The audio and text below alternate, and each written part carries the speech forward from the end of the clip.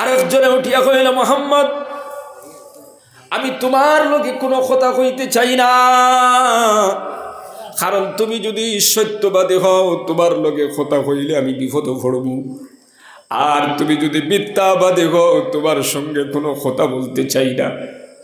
তুমি আমার এখান থেকে সরে যাও, তুমি অন্য কোথাও গিয়া তোমার দিন প্রচার করো, দিনের মাথা করো। আল্লাহর নবী সাল্লাল্লাহু আলাইহি ওয়াসাল্লাম সাহস করে আরো সামান্য একবার নাম মানুষ সকলের মাঝখানে গিয়ে ঘোষণা করলাম, ইয়া আইয়ুহান নাস, ও মানুষ সকল, তুমি তাই পড়িলাও লা ইলাহা ইল্লাল্লাহু মুহাম্মাদুর রাসূলুল্লাহ, তুমি যেন পড়িলাও আল্লাহ ছাড়া আর কোনো মাবুদ নাই, মুহাম্মদ সাল্লাল্লাহু আলাইহি ওয়াসাল্লাম আল্লাহর রাসূল। এই ঘোষণা করার সাথে সাথে তারা হাসি তামসা শুরু করলো। নবীজির কথাগুলা তারা একবারেও শুনতে চাইল না। যুবক বাইন হল, বরং তারা নবীজিরে তাড়াইয়া দিল। শুধু তাড়াইয়া দিল তা না, মক্কার যুবক হকলরে, ওই তায়েফের যুবক হকলরে আল্লাহর নবীর পিছনে লাগাই দিল। নবী করিম সাল্লাল্লাহু আলাইহি ওয়াসাল্লাম রে তারা আপনার পাথর দিয়ে মারা শুরু করলো, ইট্টানি শুরু করলো। তায়েফের জমিনে গেলে দেখবায় যেই জায়গার মধ্যে আল্লাহর নবী সাল্লাল্লাহু আলাইহি ওয়াসাল্লাম রে পাথর মারা হইছিল, এখনো পর্যন্ত সরকারে ওই জায়গাটুকু ঘেরাও করিয়া চতুর্দিকে দেওয়াল হয়ে রাখছে। ও মুসলমান বাবার আমার ভাই, এখনো পর্যন্ত মুমিন মুসলমানরা ওই জায়গায় ভয় করে কোন সময় নি আল্লাহর গজব নাজিল হয়ে যায়। কারণ এখানে বেয়াদবি করা হয়েছে বিশ্বনবী রাহমাতুল্লিল আলামিন জনাবে মুহাম্মদ রাসূলুল্লাহ সাল্লাল্লাহু আলাইহি ওয়াসাল্লামের লগে। তো যে জায়গার মধ্যে নবীজিরে মারা হয়েছিল পাথর, ইখান চাইরো বাজু ওয়াল করিয়া, প্রায় মানুষের সমান ওয়াল করিয়া চাইরো বাজু ঘেরাও করে রাখা হয়েছে। যদি আল্লাহ কোনোদিন নেই তায়েফের জমিনে গেলে দেখবা এই জায়গা এখান এখনো আছে। তারা মারা শুরু করলো, পাথর মারতে মারতে আল্লাহর নবী সাল্লাল্লাহু আলাইহি ওয়াসাল্লামের শরীর থেকে আপনার রক্ত বার হইয়া ফোড়া শুরু হইল। নবীজির গোটা শরীরটা রক্তে রঞ্জিত হয়ে গেল। নবীজির সমস্ত শরীর আপনার রক্তই ভরে গেল, এমনকি জুতা পর্যন্ত রক্তই ভরে গেল, পাও পর্যন্ত জুতার থেকে বাহির করা মুশকিল হয়ে গেল।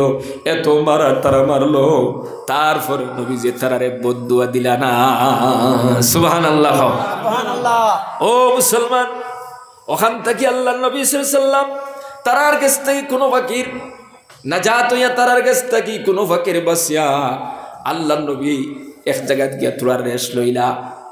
যেখানে এখন মসজিদ আছে, এই মসজিদের নাম হইল মসজিদে কুহ, ছোট্ট এখন মসজিদ। নবীজির জবানার এখনো পর্যন্ত এখন মসজিদ আছে, যেখানে আল্লাহর নবী রক্তে রঞ্জিত অবস্থায় গিয়া রেস্ট নিসলা। ওই জায়গা এখনো পর্যন্ত জমিনও আছে রে বাবা। আল্লাহর নবী সাল্লাল্লাহু আলাইহি ওয়াসাল্লামে ওখানে নামাজ রেস্ট নিলাম, তখনও বেঈমানরা কিতা করছে, উপর থেকে বড় একটা পাথর গড়াইয়া ছাড়ছে, যেটা এখনো পর্যন্ত নিশানি আছে। ওই তায়েফের জমিনে গেলে দেখবাই আল্লাহ রাব্বুল আলামিন তার কুদরতি সাহায্য দিয়ে ওই পাথর ওখানে আটকাইয়া রাখি দিয়েছেন। সুবহানাল্লাহ। তো নবী করিম সাল্লাল্লাহু আলাইহি ওয়াসাল্লাম ওখানে সামান্য রেস্ট নিলা। এরপরে এখান থেকে একটা আঙ্গুর বাগান আল্লাহ রসুল গেলা।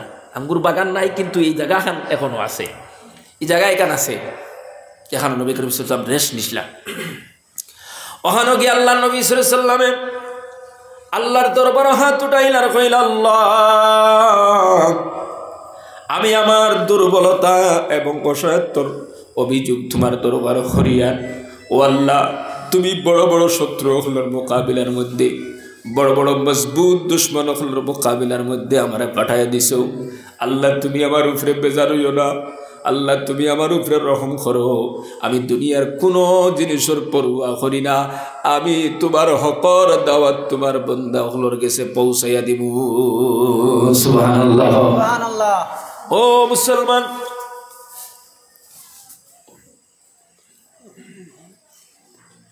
এমত অবস্থায় আল্লাহর নবী সাল্লাল্লাহু আলাইহি ওয়াসাল্লাম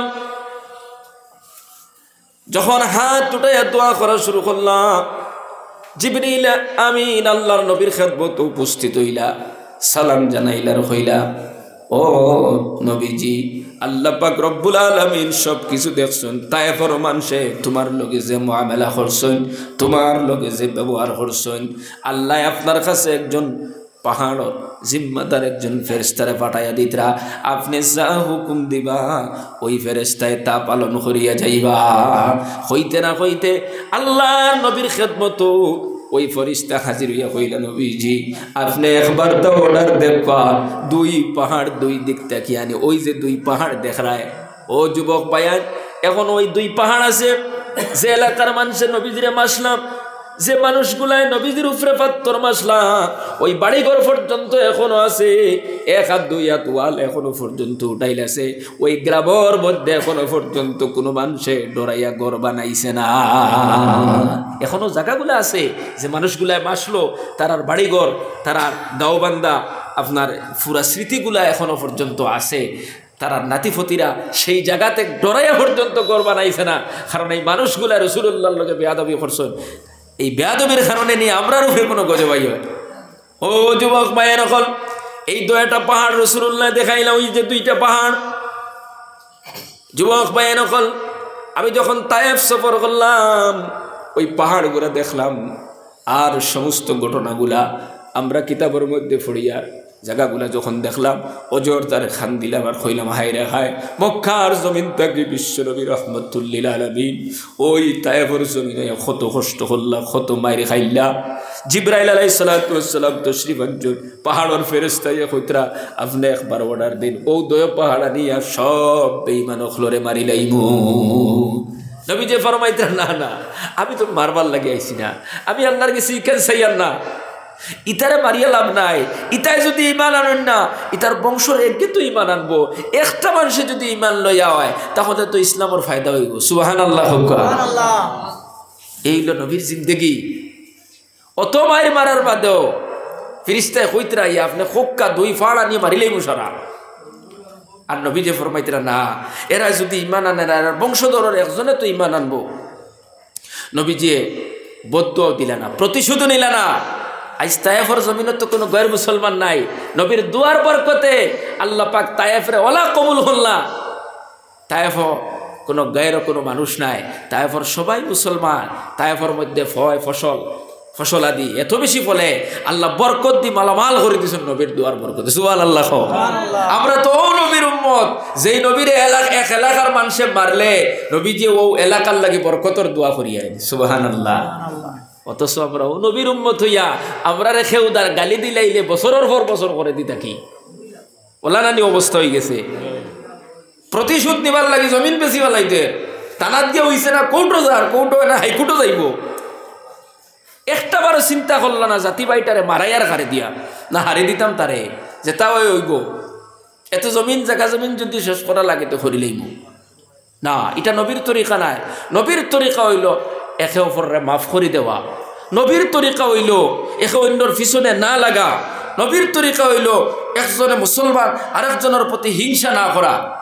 আপনার আশপাশের মানুষের লোকে সুন্দর আচরণ, সুন্দর ব্যবহার করা। যুবক ভাইয়েন হল, এমনকি গैर মুসলমান এক হিন্দু বেটা যদি আপনার লাগা বাড়িতে থাকে, খ্রিস্টানও যদি থাকে, এহুদিও যদি থাকে, নবী যে ফরমাইতরা তার লোকে ভালো আচরণ করুন, ভালো ব্যবহার করুন। তো আমরা পরিবর্তন হওয়ার দরকার আছে না নাই? হোক চাই।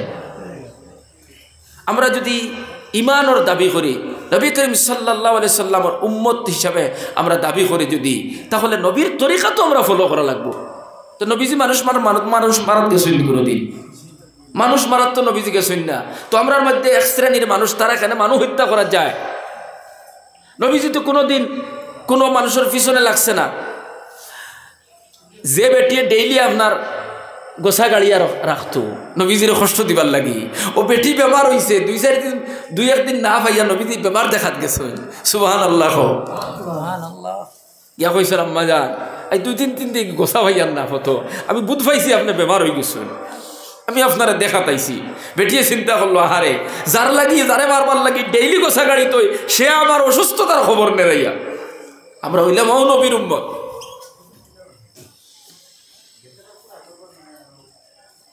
যুবক ভাইয়া নকল নবী করিম সাল্লাল্লাহু আলাইহি সাল্লাম যাইত্রা দেখুন এক মহিলা বুঝা একগুলো হয়েছে বড় বুঝা জিকাইলে খানো দিতায় বলে মাতিও না। এমন এক যুবক বার হয়েছে জাদুকুর বেটা আমরার দেশও আমি আর পারছি না, সারা মানুষ আতঙ্ক, গুম নাই খানি নাই ই বেটার ডরে। বলে নাম কিতা? বলে মোহাম্মদ সাল্লাল্লাহু আলাইহি সাল্লাম। নাউজুবিল্লাহ হুক্কা মোহাম্মদর ডরে বেটি বাড়িয়ে দাঁড়িয়ে গিয়া কিতা কইলা? বলে জয় কোনো মানুষ ঘুমাইতরা না, খানি নাই, টেনশন হয়ে গেছে, এই জাদুকুর বেটা ডরে খালি মানুষ শেষ করি বেলাই দিয়ে। আল্লাহর নবী ফরমাইলাম এত বড় বুঝা লইয়া তুমি কিলা যাইবাই? যাইতাই পারবানি তুমি? ও ভাই তোমার বুঝাও গো আমার মাথা তুটাইয়া দাও, তুমি যেখানো যাইতাই ওখানে তোমার বুঝাও গো আমি পৌঁছাইয়া দিব। সুবহানাল্লাহ।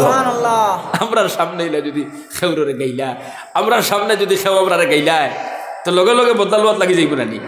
আর নবীজির সামনে নবীজির নাম লইয়া গাইলা, বেটি তো চিনেন না নবীজিরে, নবীজিরে গাইলা আর নবীজি কইতরা তোমার বুঝাও গো আমার মাথার দেও, আমি তোমার জায়গা পর্যন্ত পৌঁছাই দিয়ে আইব, তুমি যেন যাইতাই। ও যুবক ভাই নকল নবী করিম সাল্লাল্লাহু আলাইহি ওয়াসাল্লাম আল্লাহর বন্দের বুঝা, ও আপনার বুঝা যেটা আছে ওটা খান্দর মধ্যে লইয়া আল্লাহর বন্দের সঙ্গে সঙ্গে নবীজি ওই বেটি যেখানে গিয়ে পৌঁছিত ওখানে গিয়ে পৌঁছাই দিলা। পৌঁছাইয়া দেওয়ার পরে আল্লাহর বন্দে জিকাইল, ও যুবক তুমি খরগুরু বা তোমার তোরা পরিচয় দিয়া যাও, এই জমানাত অত ভালো মানুষ আমি আর জীবনে দেখি নাই। যেই জমানাত বুড়া মানুষের কোনো দম নাই, নারীর কোনো সম্মান নাই, খেক আর সম্পত্তি মারতো, খেক আর সম্পত্তি আত্মসাৎ করতো, মানুষের লাত মারি মানুষ মারি ফেলাই দে, তার কোনো বিচার আচার নাই। এমন একটা জমানাত এমন সুন্দর একটা আচরণ আর ব্যবহার দেখাই নাই, এমন আচরণ আলা যুবক তো আমি দেখি নাই। আল্লাহর নবী ফরমান মা যেই মুহাম্মদর ডরে মক্কা ছাড়ি দেয় আমি হইলাম সেই মুহাম্মদুর রাসূলুল্লাহ। সুবহানাল্লাহ। আল্লাহর বন্দি সঙ্গে ডঙ্গে ডাক দিয়া কইল, মোহাম্মদ আমি তোমারে জানতাম না, চিনতাম না, মানুষের কথা শুনিয়া মন করলাম তোমার মতো নিকৃষ্ট মানুষ হয়তো জমিনও নাই, কিন্তু এবার সরাসরি তোমার মোলাকাত হওয়ার কারণে বুঝলাম আসমানের তলে জমিনের উপরে তোমার মতো বালা মানুষ আর কেউ নাই। কও সুবহানাল্লাহ। ওদিকে কিতা করলে তোমার দলহা মানি যায় ওখানটা তুমি করো, আর তোমার দল মুক্ত আমারে বানাইলাও। কও সুবহানাল্লাহ। নবী যে ফরমাইলা, ও আল্লাহর বান্দি তুমি পড়ো লা ইলাহা ইল্লাল্লাহু মুহাম্মাদুর রাসূলুল্লাহ। আল্লাহর বন্দি কলিমা পড়ে মুসলমান হয়ে গেল, এটার নাম হলো ইসলাম। এটাই হলো নবীর তরিকা। বাবাজি হল, ভাই হল, বাড়ি ঘর থেকে যারা হুন্ডায় আমরা ওখানে ছাড়ি দিতাম, একে অন্যর পিছনে লাগা, একে অন্যর প্রতি দুশ্মনী করা, একে অন্যরে কষ্ট দেওয়া, একে অন্যরে দুঃখ দেওয়া, ওটা আমরা ওটার থেকে ঘুরিয়ে আইতাম। মাইর ডেঙ্গা আমরা করতাম না, মানুষ হত্যা করা যেতাম না। মানুষ তো মানুষের হত্যা ওই সময় করে যখন তার ভিতরে ইমান থাকে না। যতদিন পর্যন্ত ইমান আছে অত সময় পর্যন্ত এক মানুষ আর এক মানুষের হত্যা করতে পারতো না। মানুষ কেমনে বেরিয়ে হাই রে, মাঝে মাঝে মোবাইলে দেখা দেয় ঠেং ভাঙ্গিতরা বেরিয়ে হাত ভাঙ্গিতরা, অথচ মানুষ তা দিয়ে কেমনে সেট মারি দিল। বাইয়ে বাই কাটি পেলাই দেন, মায় ফুয়ায় মা কাটি পেলাই দেন। ও দুই দিন না একদিন আগে ও মোবাইলে দেখলাম আপনার মায়ে ফুয়ায় মারে খাটিয়া ফিরুজ আড়াই রাখি দিছে। চিন্তা কতরা নেই, মায়ে ফুয়ারে খাটিয়া ফিরুজ আড়াই রাখি দিছে। কারণ কিতা কিতা কারণে মারলো? হে এক ফুড়িরে বলে ভালোবাসে। হুক্কা নাউযুবিল্লাহ। মা বাদার কারণ হয়ে গেছে, মারে হত্যা করে ফ্রিজও ভরি দিছে। সে তো জাহালতি আইছে এই জমিনের মধ্যে। যুবক ভাই এখন কোন সময় আমরা খার মৃত্যু আইব হইবার কোনো ক্ষমতা নাই, আসেনি আমরা হইবার ক্ষমতা। গতিকে ভাইয়াই নকল আমরা সংশোধন হয়ে যেতাম, আমরা জীবনটা ঠিক করে লইতাম, নবীর তরিকাওয়ালা বানাই লইতাম, আল্লাহর হুকুমওয়ালা বানাই লইতাম। আপনি আমি সব খামখাস একবারে বাজার আট থেকে লইয়া, দোকানদারির থেকে লইয়া, খায় কারবার থেকে লইয়া, মানুষের লগর মাত কথা ব্যবহার সব কিছু নবীর তরিকায় করবার চেষ্টা করতাম। আমরা মানুষের ক্ষতি করাতে আমরা যাইতাম না, ওটার থেকে আমরা বাঁচিতাম। আর মানুষের ফিসে আমরা লাগতাম না, দোকানও বইয়া মানুষের শেকায়ত করতাম না। হায় রে হায়, কিছু মানুষের খাইয়া কাম নাই, খালি মানুষের মাত মাথা, বিকাল হইলে শান্তিও পায় না মানুষের মাত না মাতিলে। এটা আজব ধরনের একটা রোগ। অথচ আল্লাহ ফরমাইতরা ওয়াইলুল লিকুল্লি হুমাজাতিন লুমাজা, আল্লাহ কইতরা ধ্বংস ওই প্রতিটা মানুষ যারা মানুষের গিবত করে আর মানুষের পিছনে আইব বার করে, মানুষের কুসামারি কথা কয়। অথচ এই বেমারগুলো আমরা অহরহ হয়ে গেছে। রাস্তাত বইলেও মানুষের মাত মাতে। আমি মাঝখানো বেঙ্গালুর গেছিলাম সফর, আমি আশ্চর্য হইলাম, লাগা করো হুরুতা হোক বাড়ি অগরের বেটা হইতে পারে না, হবাড়ির বেটায় হইতে পারে না, এই বাড়ির বেটা চাকরি কিতা করে, সময় নাই তার কাছে। আর আমরা অথচ সময় কেন পাই দে, ঘন্টার পর ঘন্টা মানুষের মাত মাথা খালি। গুয়াহাটিতে একজনের ঘর আমি দাওয়াতে গেলাম, তো আমি দেখাইলাম আপনার ও ঘরের মানুষজনে কিতা করে। আমার কইল মই কব নোৱাৰো দেই। আপনার আশ্চর্য বিষয়, আপনি কব নোৱাৰে, আপনার একদম ওচরের ঘর হয় আর আপনি কব নোৱাৰে, কেলে নোৱাৰে? মই আজিলৈকে সোধা নাই, আমি এসপর্যন্ত জিকাইছি না কোনোদিন কিতা কাম করে। চিন্তা করছেন নি আপনি? হে জিকাইছে না কিতা কাম করে, অথচ হবেটা ওটার করে দাওয়াতও আইছে। মাত্র 3 হাত ফাঁস হইব মাঝখানো, 3 হাত বাদে হগুর বিল্ডিং আর 3 হাত ওদারও হগুর বিল্ডিং, মাঝখানে 3 হাত ফাঁক হারি, ওগু 2তলা বিল্ডিং, হগু 2তলা বিল্ডিং, হবেটা ওগরও আইছে দাওয়াত, আমরাও ওখানো দাওয়াত। আমি জিকাইলাম এই বেটা কিতা করে, এগোর মালিকে হয় মই কব নোৱাৰো, মই আজিলৈকে সোধা নাই, কারণ মোর সময় নাই এইবিলাক সুধিব। আমি জিকাইবার মতো এরকম সময় আমার কাছে নাই। চিন্তা করি, আশ্চর্য। আমরা কোন বাড়িতে হুরুতা হোক ইতরা ওখানে নখবর থাকি কিছু মানুষ আছে সব আদৌ হিবাড়ির পেটিয়ে হুয়া পাইলেই তো না, ভুড়ি পাইলেই তো, এগুলাই নখবর লই কিছু মানুষ গুরু। আশ্চর্য। আল্লাহ হেফাজত করুক সবে, খাও আল্লাহ আবে। এটা ফাজিল খাম নানি, এই বেহুদা জিনিসের মধ্যে আমরা কিছু মানুষ মুক্ত না। আল্লাহ বুঝার তৌফিক দেখা। আমি পরে জিকাইলাম যে কারণটা কিতা। আমার হলো দেখো মৌলানা সাহেব, আমরা সকালে ঘুম থেকে উঠলাম, যার যারি খাজে ব্যস্ত হয়ে গেলাম। সে কিতা করে আমার তো এখান দেখার কোনো কথা নাই। আমরা এখন অন্য লোকের সম্পর্ক আছে, বন্ধুত্ব আছে, প্রয়োজনে আমি দাওয়াত দিলাম, আমার ঘর আইলো, আমার দাওয়াত দিল, আমি তার ঘরে গেলাম। হে কিতা করে, তার হুরুতা হগু, এটা তো আমি জিকাইবার কোনো কথা নাই।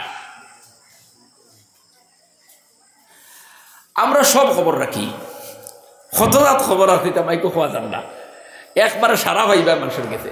ও থোড়া কিচ্ছু হইবার আগে সব মানুষ এখানে লই আর ঘুম হারা হয়ে যায়, ওরা লে ঘুরিতে হাজিল। সময়ের অভাব, মানুষের সময়ের অভাব। আমরা সময়ের দাম আমরা গেছে নাই, ঘন্টার পর ঘন্টা বইয়ে মানুষের মাত মাতিয়া। তো আল্লাহ ফরমাইতরা যারা মানুষের গিবত, মানুষের আইব বার করে, এরা ধ্বংস, এরা ধ্বংস। মানুষের কুসামারি মাতে, ওইটা বেমার আমরা গেছে আছে। কত বড় গুনার কাম, চা কার আর খালি মানুষের মাত মাতে। দোকানও বইছে, মাগরিবর নমাজ পড়িয়া গিয়া ও চা খাইতে আছে, মানুষের মাত মাতিতে আছে, মারতে মারতে মারতে মারতে ইমাম সাহেব পর্যন্ত ছাড়িল না, সারা বাদে ইমাম সাহেবরে ধরছে। আমরা ইমামের অবস্থা বেশ ভালো না, বলে কিলা বলে উঠে পর্যন্ত নাই না, নাই না আছে কিছু মানুষ সমাজ ওইরকম আছে না নাই? একবারে হোবাড়ির বেটির তাকি লইয়া, হিগুর ফুড়ির তাকি লইয়া, খানো কিগু বাগিছে, এটা সারা গফ তাকি লইয়া, রাজনীতির গফ তাকি লইয়া, শেষে ইমাম পর্যন্ত ছাড়ে না, আর অত চা খাইতে আছে কতলবাদী একবার। অথচ রাসূল করিম সাল্লাল্লাহু আলাইহি সাল্লামে ফরমাইতরা আল গীবাতু আশাদ্দু মিনাজ জিনা, মানুষের গীবত করা জিনার চাইতেও জঘন্যতম গুনাহ। হোক না আউযুবিল্লাহ, জিনার চাইতে বড় গুনাহ।